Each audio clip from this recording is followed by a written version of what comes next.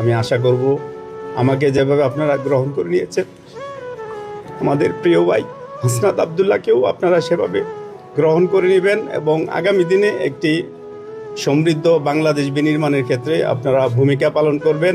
দেবিদ্বার আসনে বাংলাদেশ জামাত ইসলামীর সম্মানিত আমির ডাক্তার শফিকুর রহমানের নেতৃত্বে যে ইসলামী দল এবং দেশপ্রেমিক সমমনা রাজনৈতিক দলগুলোকে নিয়ে যে জোট গঠন করা হয়েছে, সেই জোটের পক্ষ থেকে কুমিল্লা ৪ দেবিদ্বার আসনে এনসিপির মনোনীত প্রার্থী, জুলাই আন্দোলনের সম্মুখ সারির নেতা এবং এনসিপির দক্ষিণাঞ্চলীয় মুখ্য সংগঠক হাসনাত আবদুল্লাহ মনোনয়নপত্র আমরা জমা দিয়েছি।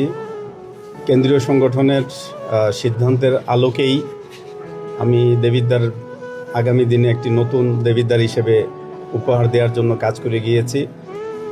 যেহেতু সংগঠন একটি বৃহত্তর স্বার্থে একটি জোট গঠন করেছে, সেহেতু আমি সেটাকে হাসি মুখে মেনে নিয়েছি এবং আমাদের শতভাগ প্রস্তুতি থাকার পরও কেন্দ্রীয় সংগঠনের সিদ্ধান্তকে আমরা শ্রদ্ধা জানিয়ে জামাত ইসলামী এই আসনে মনোনয়নপত্র জমা দিইনি।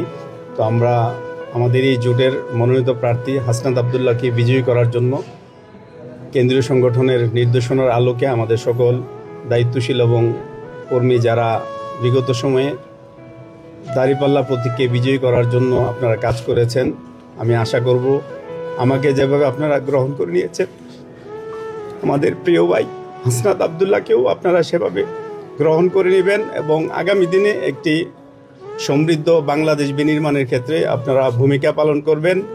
পাশাপাশি আমি আপনাদের পাশে আছি দেবিদ্বারের প্রশ্নে এবং ন্যায় ও ইনসাফ ভিত্তিক সমাজ গঠনের প্রশ্নে।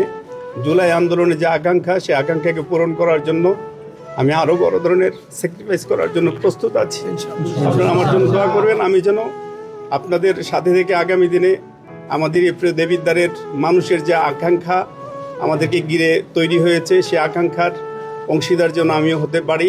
সকলের কাছে সেই প্রত্যাশা কামনা করছি এবং আগামী দিনে দেশ এবং জাতির স্বার্থে ত্রয়োদশ জাতীয় সংসদ নির্বাচন যেন ইসলামের পক্ষে এবং একটি সমৃদ্ধ ইনসাফভিত্তিক সমাজ বিনির্মাণের ক্ষেত্রে আমরা সবাই কাজ করতে পারি, আমি সেই প্রত্যাশা ব্যক্ত করছি। আসসালামু আলাইকুম ওয়া রাহমাতুল্লাহ।